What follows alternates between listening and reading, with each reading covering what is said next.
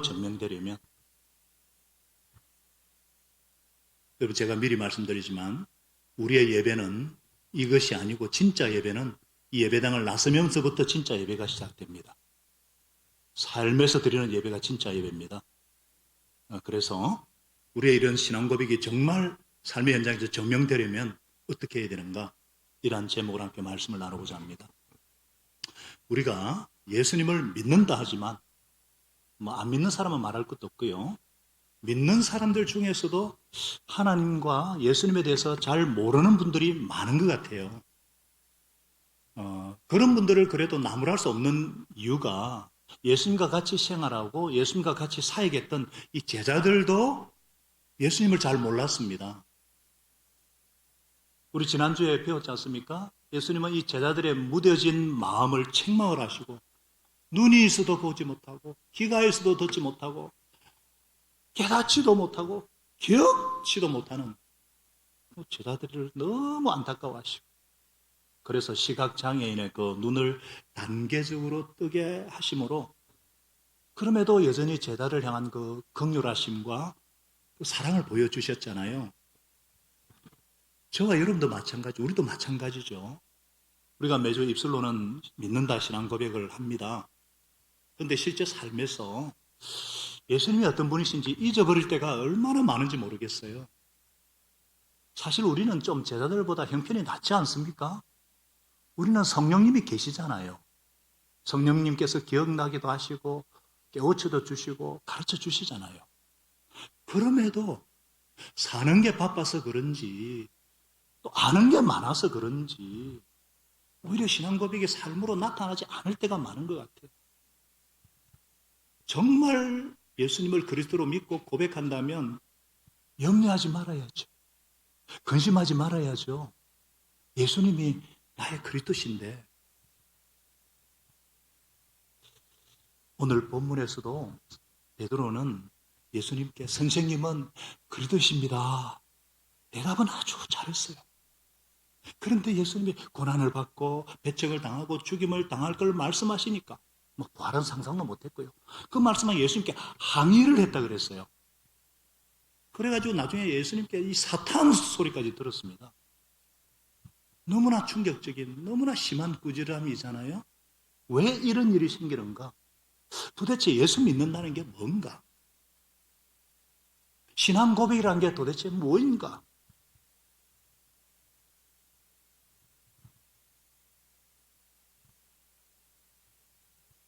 우리가, 여러분, 저를 좀 주목해 주셔요. 우리가 진짜 이 신앙 고백이 삶으로 증명되려면 그럼 어떻게 하면 될까? 우리가 어떻게 하면 될까요?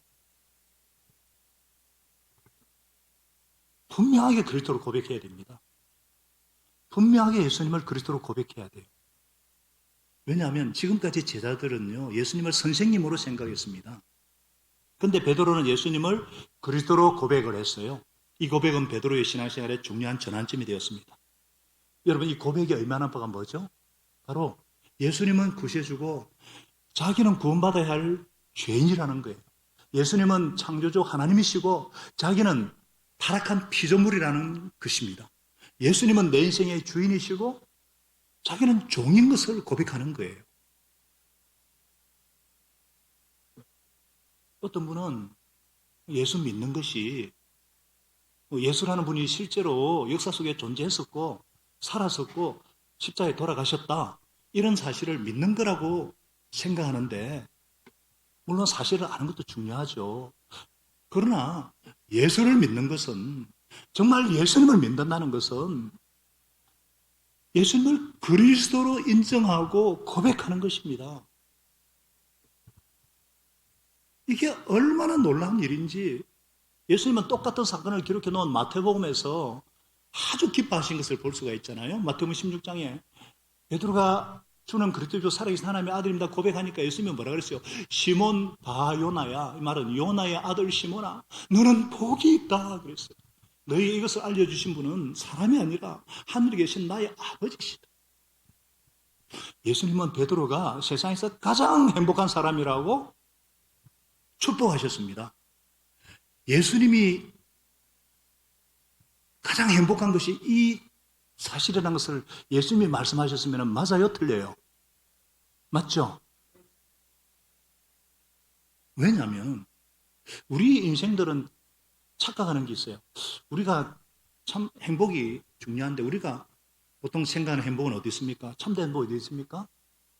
가난한 사람은 좀 물질이 많으면은, 없는 사람은 원하는 것을 얻으면은, 또 정말 내가 바라는 것을 성취하면은 행복하다고 생각하는데 아닌 거 아시죠?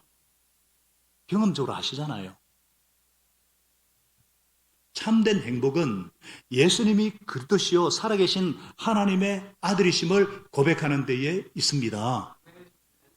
왜 이것이 가장 큰 축복인가? 아마 생명의 삶을 공부하시는 분은 다 아시겠지만 이 그리스도는 헬라어예요. 이게 히브리어로는 메시아, 들어보시죠. 메시아란 뜻이고요. 헬라어로는 그리스도예요. 이걸 직역하면 기름 부음 받은 자란 뜻이에요. 구약에는 세 그룹이 기름 부음을 받아요. The anointed 해가지고 기름을 부어요. 올리브 기름을. 바로 제사장, 왕, 예언자. 제사장이라 하면 출애굽기 40장 13절에 있듯이 너는 아론에게 거룩한 옷을 입게 하고 그에게 기름을 붓고 구별하여서 제사장으로 섬기게 하라. 왕이라 하면 사무엘하 5장 3절에 보니까 이스라엘의 모든 장로가 이번에는 모이가 다윗 왕을 세우고 언약을 세워서 그에게 기름을 부어서 통일이 이스라엘의 왕으로 삼았어요. 예언자, 선지자라 하면 열왕기상 19장 16절에 있듯이 엘리사에게 이제 기름을 부어서 내 뒤를 연 예언자로 세우라 이 말이에요. 그러니까 예수님이 바로 그 그리스도라, 더 크라이스트란 말이거든요. 그 그리스도란 말은 뭐냐? 예수님은 궁극적인 제사장이시고 예수님은 궁극적인 왕이시고 예수님은 궁극적인 선지자, 예언자라는 고백입니다. 쉬운 말로 하면 예수님께서는 완전한 제사장이고 완전한 왕이고 완전한 예언자라는 것입니다.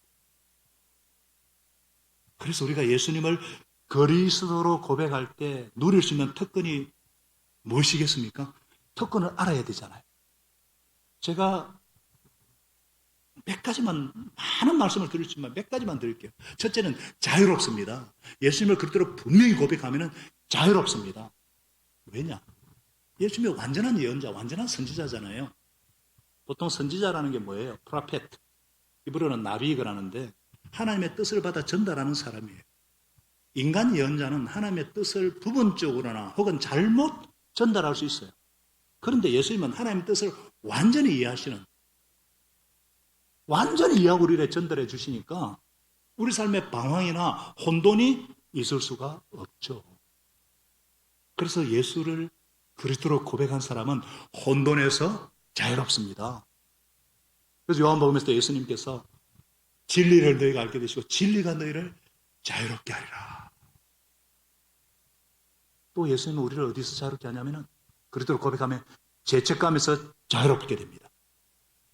예수님은 완전한 제사장이십니다. 여러분 제사장이 하는 일이 뭐예요? 제사 드리는 사람이죠. 하나님과 인간 사이를 중간자예요. 하나님 앞에서 인간이 죄를 용서받도록 제사 드려주는 사람이 제사장인데 예수님은 완전한 제사장이에요. 그러니까 완전한 그리스도로서의 역할을 히브리서 9장 12절에 뭐라 그랬느냐?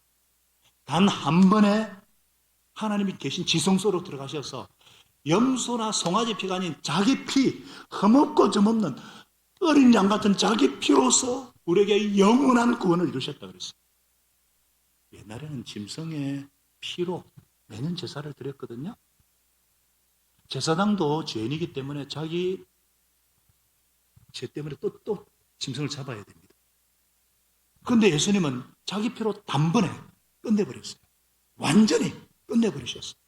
그래서 아무리 죄가 많고 과거에 수치스러운 일을 저질렀다 할지라도 예수님을 주로 영접하고 그리스도로 고백하는 그 순간 우리 죄는 깨끗이 씻음 받습니다. 이 예수님의 피값이 어마어마하거든요. 예수님의 피의 능력이 어마어마하기 때문에 과거에 어떤 그 많은 죄와 수치도 다 용서하고 남을 뿐만 아니라 현재의 죄 그리고 앞으로 지을지도 모르는 죄까지 다 갚아 놓으셨어요. 인류의 모든 죄값을 다 갚아 놓으셨어요. 다 이루셨습니다. 100% 완전히 다 이루셨습니다. 그래서 완전한 제사장이시기 때문에 우리는 죄책감에서 자유로울 수 있고 죄의식에서 자유로울 수 있습니다. 예수를 그리스도로 분명히 고백하면 그 다음에 뭐냐? 두려움에서 자유롭습니다. 어디로부터요? 두려움에서 자유로워요. 예수님은 완전한 왕이십니다. 우리가 그렇잖아요. 어떤 능력 있는 지도자나 어떤 왕 밑에 있으면 참 편하잖아요. 지도자가 뭘 잘하면 편하잖아요. 그러나 인간 왕은 한계가 있습니다. 오직 예수님만이 완전하신 왕이십니다. 부활하신 후 예수님은 나는 하늘과 땅의 모든 권세를 받았다 선포하셨습니다. 그래서 예수님의 부활에 있는 한 어떤 악령도 어떤 악의 세력도 해칠 수가 없습니다. 땅의 모든 권세도 받으셨어요. 그래서 여러분들이 어떤 회사나 어떤 사업장에 일을 할 때에 사장 눈치도 보이고 뭐 회장 위에 그 상사가 높아 보이지만 우리 예수님이 안 돼 그러면 안 되는 거예요. 의식하건 안 하시건 왕이시기 때문에 이들도 예수님께 순종해야 됩니다. 국가 권력도 마찬가지예요. 지금 한반도 상황과 세계 경제가 막 그것도 주님 손에 달려 있음을 믿으시기 바랍니다. 두려워하는 사람은 예수를 모르는 사람이 두려워하지 예수님이 그리스도시고 왕이라고 신뢰하는 사람은 두려워할 수가 없죠. 이런 분을 우리가 왕으로 모시고 사는데 염려와 두려움에서 벗어날 수 있고 자유로울 수밖에 없습니다. 예수님을 그리스도로 고백할 때 이런 놀라운 특권과 이런 놀라운 자유함이 우리에게 권리를 주어졌다는 것을 정확하게 아셔서 정말 자유롭게 사시는 저와 여러분 되시기를 바랍니다. 이 축복과 특권을 누리시기를 바랍니다. 이 예수님에 대한 이 신앙 고백이 있지 않습니까? 이것은 인간의 힘으로 지혜로 안 돼요. 직관으로 안 됩니다. IQ로도 안 됩니다. 오직 성령님의 도우심과 하나님의 은혜가 아니고는 누구도 예수님을 그리스도로 고백할 수 없어요. 깨닫지 못합니다. 그렇기 때문에 우리가 이 신앙 고백하게 된 건 전적인 하나님의 은혜요, 하나님의 전적인 긍휼임을 알아야 합니다. 여러분들, 세상에 어떤 부귀 영화를 누린다 할지라도 예수님을 알지 못하면 진정한 행복 없습니다. 참된 만족 없습니다. 영원한 안식 없습니다. 제가 얘기하면 못 믿겠지만 성경이 그렇게 말하고 있고요. 또 제가 한 번씩 어거스틴이나 파스칼 얘기하는데 기독교 역사상 가장 유명한 변증가인 C.S. 루이스라는 분이 뭐 나니아 윤대기나 이런 분 쓴 분 있잖아요. 그분이 그런 말을 했습니다. 인간의 가장 큰 비극은 하나님 이외의 것에서 대안을 찾고자 하고 기쁨을 찾고자 하고 만족을 찾고자 하고 행복을 찾고자 하고 몸부림친 슬픈 역사다 그랬습니다. 그래서 비록 베드로같이 좀 가난하고 부족하지만 예수님을 바로 알고 그리스도로 고백하는 자가 참으로 행복한 자인 것을 믿으시기 바랍니다. 왜냐하면 자유로울 뿐 아니라 안전을 보장받습니다. 뭐라고요? 안전을 보장받습니다. 여러분 교회는 아시겠지만 이런 건물이나 예배당이지 건물이나 조직이 아닙니다. 교회는 예수님을 그리스도로 고백한 사람들의 모임이에요. 공동체예요. 그래서 예수님은 교회에 대해서 마태복음 18장에 나오십니다. 죽음의 문들이 그것을 이기지 못할 것이다. 주님의 교회를 죽음의 문들이 이기지 못한다. 이게 뭔 말이냐? 그 당시 옛날에 성문을 말하는 성문은 적의 침공을 받기 위해서 굉장히 튼튼하게 짓습니다. 그래서 화살이나 창이나 어떤 대포도 뚫을 수 없도록. 근데 이 문은 보통 문이 죽음의 문이라고 그랬어요. 가장 강력한 음부의 권세. 이것조차도 탈출 못하도록 딱 막아놓은 문이기 때문에 얼마나 튼튼하고 얼마나 강하겠는가 그 말이에요. 한마디로 이 신앙 고백 공동체, 교회에 속할 때 안전하다는 것입니다. 하나님께서 어떠한 공격에서도 교회를 보호하십니다. 개인과 기독교 역사를 보면은 교회가 끝났다 싶으면 또 살아나. 교회가 끝났다 싶으면 또 살아나. 그 신앙 고백한 사람이 끝났다 싶으면 또 살아납니다. 살아계신 주님께서 교회를 지키시기 때문에 교회는 무너질 수 없습니다. 그래서 여러분들도 교회 안에서 안전을 찾으셔야 합니다.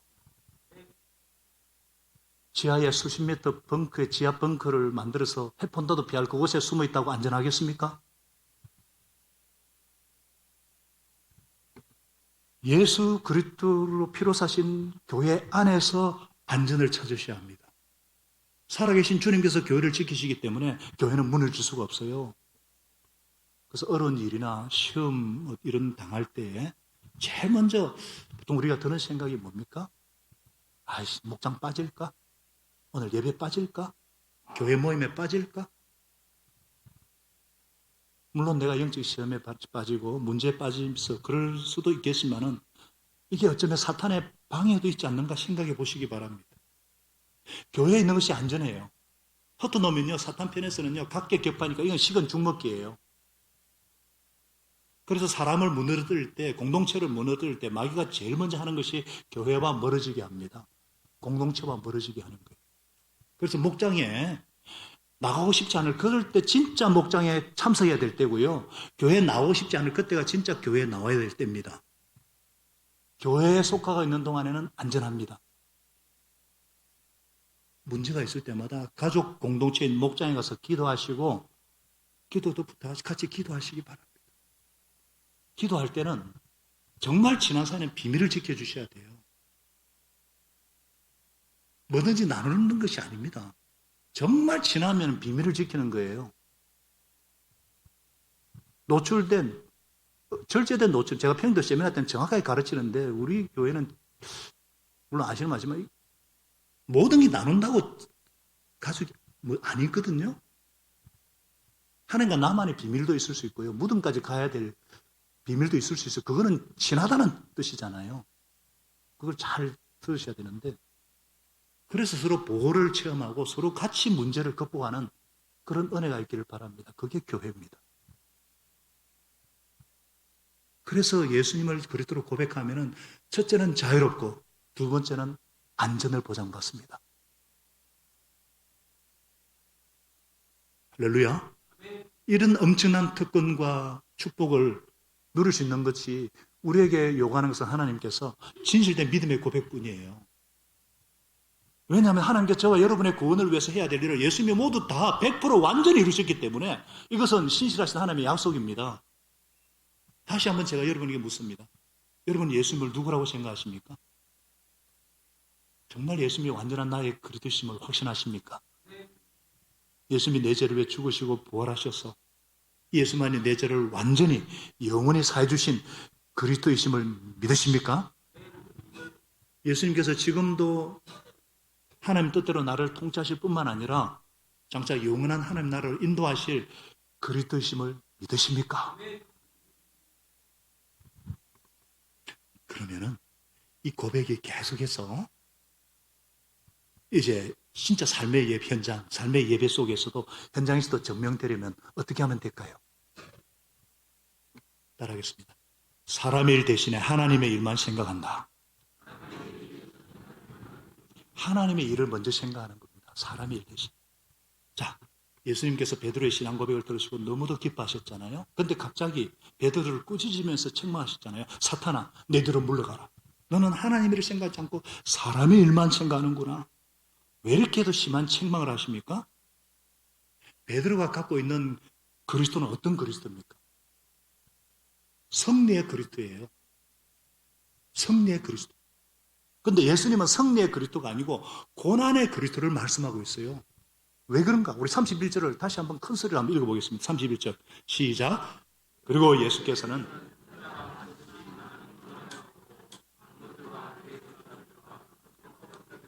배척을 받아 죽임을 당하고 여기까지.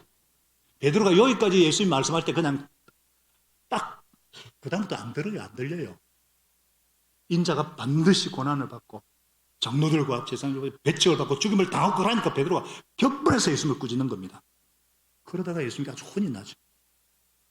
사랑하는 여러분, 우리가 예수님께 혼나지 않고 사탄의 시험에 빠지지 않고 정말 신앙 고백이 삶의 현장에 정면되면 어떻게 하면 될까?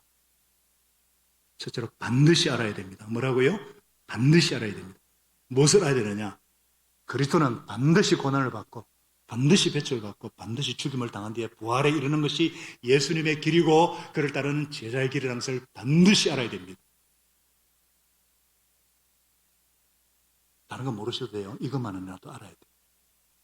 구약 성경에는요, 장차 오실 그리스도에 관한 예언이 많이 나오는데 두 가지 흐름이 있어요. 하나는 공의로 통치하실 왕입니다. 그런데 그 메시아 왕은요, 고난받는 종의 모습으로 온다는 거예요. 여러분이 아는 이사야 53장 3절에서 5절까지 나와 있잖아요. 그것은 고난의 종으로서 메시아가 당할 고난과 멸시와 죽음에 대해서 잘 예언되어 있어요. 토살할 양같이 잠잠히 우리들을 대신해서 채찍맞으시고 상하시고 징계받으시는 그런 모습이 잘 예언되어 있어요. 그대로 이루어지거든요. 그런데 왕이면 왕이지 어떻게 고난의 종이 될 수 있는가?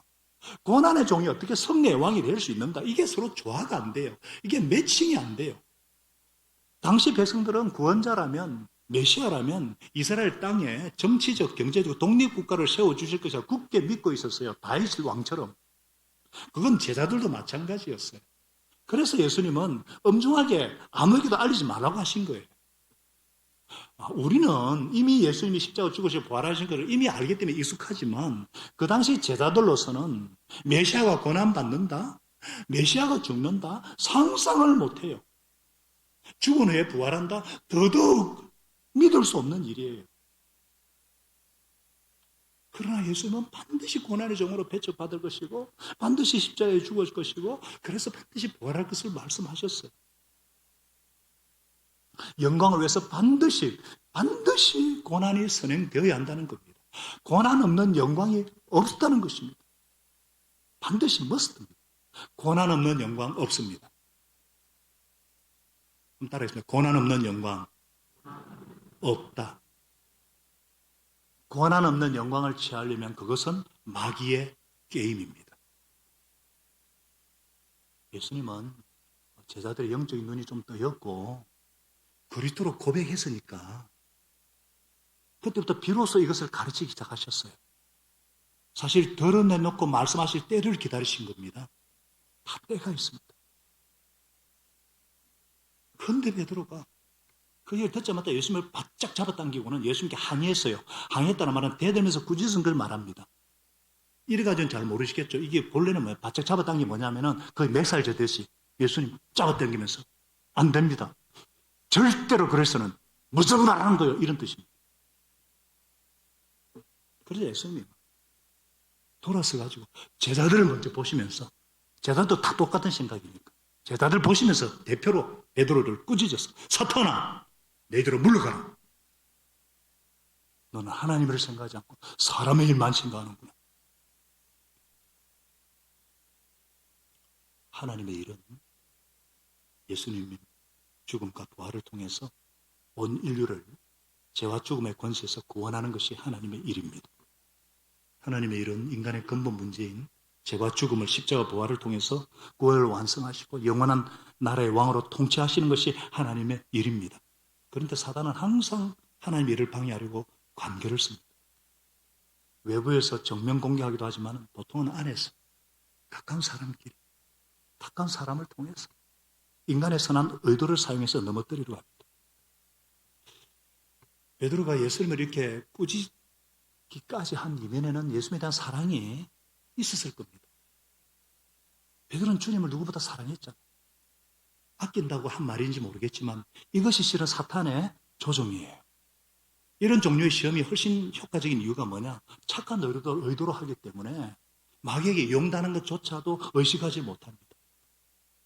주변에는 실제로 주님의 사역이 가까운 사람에 의해서 무너지고 인간적인 생각으로 해방하여 목회하다가 쓰러지는 분을 제가 많이 봅니다. 그럼 어떻게 하면 되겠습니까? 하나님 뜻보다 인간의 생각을 우선하지 않습니다. 하나님의 뜻을 먼저 생각합니다.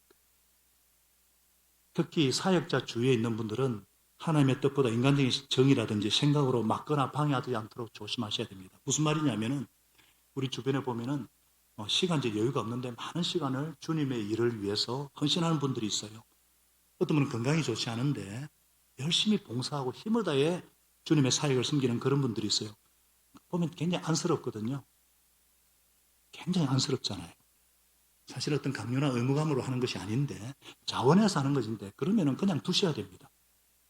어떤 사람의 정의나 어떤 생각의 하나님 뜻보다 우선해서는 안 되기 때문이에요. 하나님 주신 소원 때문에 하는 것인데 안쓰럽다고 막는 것은 하나님 일에 지장을 줍니다. 그게 내가 위로 같지만은 아닙니다. 여러분들 가까운 분들이 어떤 주님의 일을 하는데 이게 인간적인 충고인지 기도하고 하는 충고인지 잘 살피셔야 돼요. 인간적으로 그분을 아껴서 하는 말이라도 이게 사탄의 이용당할 소지를 줄 수가 있습니다. 주의를 하는 사역자에게 내가 하고 싶은 말, 해주고 싶은 말이 있더라도 이게 인간적인 생각인가 아니면 주님의 생각 주신 뜻인가 잘 살펴가지고 하나님께 쓰시는 종에게 거친 똘이 되지 않고 진정으로 돕는 저와 여러분 될 수 있기를 바랍니다. 어떻게 해야 되는가? 성령 충만 직후에 진짜 조심하셔야 돼요. 따라서 성령 충만 직후에 조심하라. 자, 지금 이런 사단이 언제 일어났습니까? 이런 사건이 언제 일어났냐? 베드로가 성령 충만한 직후예요. 마태복음 보면은 신앙 고백 듣고 예수님이 막 칭찬하실 때잖아요. 이게 베드로 머리에서 나온 게 아니고 하나님의 아버지께서 성령의 감동으로 주신 계시잖아요. 베드로가 성령 충만한 순간이에요. 그랬다가 그 다음 순간 사탄의 하수인 노릇하고 있는 거예요. 이거 베드로의 경우만 아닙니다. 우리 주위를 봐도요, 성령 충만을 경험한 후에 오히려 교회의 문제를 더 일으키고요, 가시가 되는 걸 봅니다. 스스로가 어떤 자부심을 갖는다든지 어떤 자신감 때문인지 자기도 모르게 교만해져가지고 나는 성령 충만하고 성령님과 가까우니까 사탄의 유혹에 넘어가지 않아. 그러다가 다 하는 경우를 많이 봅니다. 여러분도 성령 충만을 체험했든지 할 때 넘어질까 조심하셔야 돼요. 사탄에게 이용당할 수 있습니다. 그럼 어떻게 하면 이런 위험에서 벗어날 수 있는가? 사탄이 흉내낼 수 없는 것을 하면 됩니다. 성령의 은사는 사탄이 다 흉내를 냅니다. 귀신을 쫓아내는 것, 방언 말하는 것, 병 고치는 것, 그거 다 사탄 마귀도 할 수 있는 일이에요. 그러나 사탄이 절대 하지 못하는 것이 있습니다. 예수님 닮는 것만은 흉내낼 수 없습니다. 예수님 닮는 것만은 사탄이 흉내낼 수가 없습니다. 절대로. 예수님의 가장 큰 삶의 특징이 무엇입니까? 순종과 섬김입니다. 성령 충만할 때일수록 더욱더 하나님이 세우신 질서에 순종하고 이웃을 섬기면 넘어갈 리가 없습니다. 그래서 은혜 받고 난 뒤에 조심하셔야 돼요. 은혜를 함부로 흘러보내시면 안 돼요. 간직하셔야 돼요. 그럴수록 더 공동체 기도 제목을 알고 더 간절히 중보기도를 섬기고 목장 식구들과 성도들을 섬기면 됩니다. 그리고 더 중요한 게 있어요. 언제든지 예수님 뒤에서 따라가야 합니다. 뭐라고요? 예수님 뒤에서 따라야 돼요. 예수님 뒤에서 따라가야 돼요. 사단아 내 뒤로 물러가라 그랬잖아요. 이거는 주님께서 제게 주신 말씀이에요. 언제든지 제가 새기고 순종해야 될 명령이에요. 그리고 목자님들도 이 말씀에 귀 기울이셔야 돼요.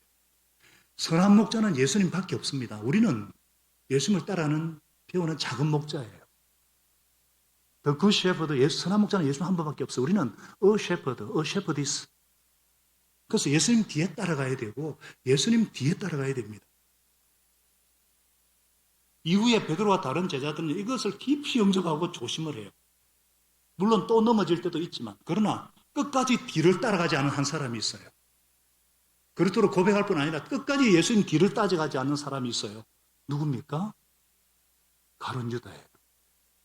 가룟 유다가 누굽니까? 12제자 중에 가장 똑똑합니다.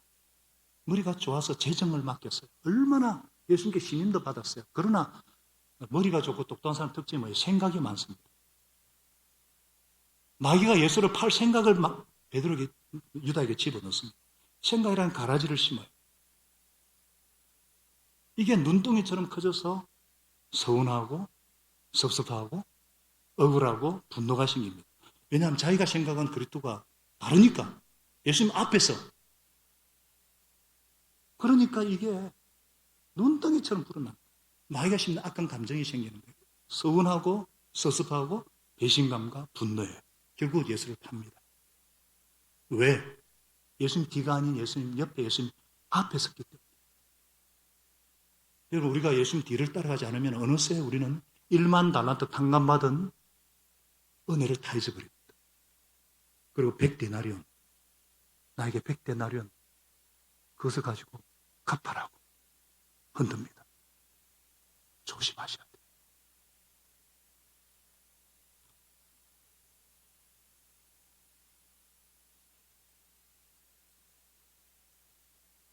저는 이 말씀을 준비하면서 주님께서 제게 주신 음성입니다.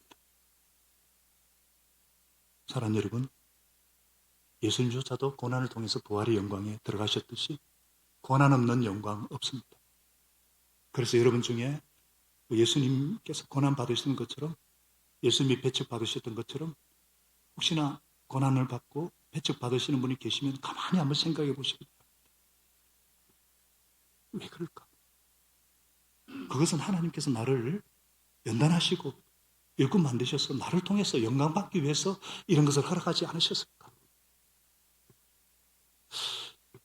또 예수 믿는다고 신앙 고백적인 삶을 산다고 한 번씩 고난받고 친구들한테 배척당하고 가족들에게도 무시당하고 심지어 죽는 것과 같은 고통과 아픔을 갖고 계시는 분들 계시죠?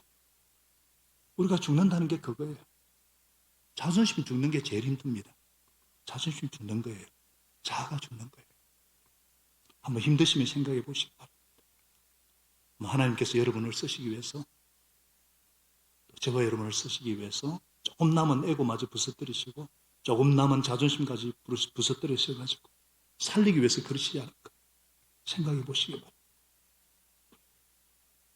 죽는 겁니다. 긴 순교입니다. 순간적인 순교는 하나님의 특별한 은혜지만 긴 순교는 자기가 죽는 것입니다. 예수를 따라가는 우리는 고난받아야 되고요. 배척당하고 죽어야 됩니다. 이거는 우리를 파괴시키기 위한 고난이 아니라 살리기 위한 고난입니다. 이것은 우리를 부끄럽게 하기 위한 고난이 아니라 영광스럽게 하기 위한 고난입니다. 저는 예수님을 그리스도로 고백하고 예수님을 사랑하고 예수님 닮기를 원하고 삶의 현장에서 살아내기를 사모하는 미래로 성도 한 분 한 분이 너무나 존경스럽습니다. 고난 가운데 감사하고 즐거워하고 고난 가운데 기뻐하고 그 다음에 오는 영광을 바라보고 언젠가는 끝날 이 고난을 견뎌내는 우리 귀한 성도들 한 분 한 분 다 되시기를 예수님의 이름으로 축원합니다. 기도하겠습니다. 하나님 아버지, 우리가 예수님을 믿는다는 것, 예수님을 그리스도로 고백하는 것, 그렇지만은 예수님이 어떤 분이 잊어버릴 때가 많습니다. 다시 한번 오늘 말씀을 통해서 예수님만이 궁극적인 예언자, 완전한 예언자인 것을 알게 하시고 예수님을 통해서만 하나님을 바로 알 수 있음을 확인시켜 주셔서 감사합니다. 예수님께서 제사장으로서 자기 피로서 구원을 완전히 다 이루셨어. 우리를 괴롭히는 모든 정죄하는 소리가 하나님께로부터 오는 것이 아니라 마귀로부터 오는 것을 깨닫게 하시고 죄책감에서 자유롭게 하여 주옵소서. 우리 마음속에 있는 염려를 몰아내 주시고 하늘 땅의 모든 권세를 가지신 예수님의 능력을 다시금 바라보게 하셔서 주님의 사랑 안에서 안식하게 도와주시옵소서. 하나님 아버지, 미래교회를 사랑하셔서 하늘나라의 일꾼이 되도록 연단하시고 세워주심을 감사합니다.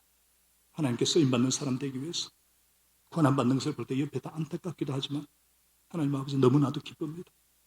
부름과 받은 것이 기쁘고 선택받은 것이 기쁘고 고난을 이겨내는 걸 보는 것이 기쁩니다.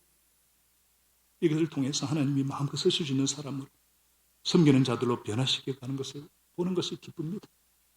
하나님 아버지, 제가 더 겸손하게 예수님 앞서지 않게 하시고 뒤를 따라가게 하시고 사람 일이 아닌 하나님 일을 먼저 생각하는 우리 성숙한 성도들과 함께 고난 가운데 감사하고 고난 가운데 즐거워하고 기뻐하고 그 다음에 오는 영광을 바라보고 언젠가는 끝날 이 고난을 끝까지 인내로 견뎌내는 귀한 성도들 되게 복내려 주시옵소서.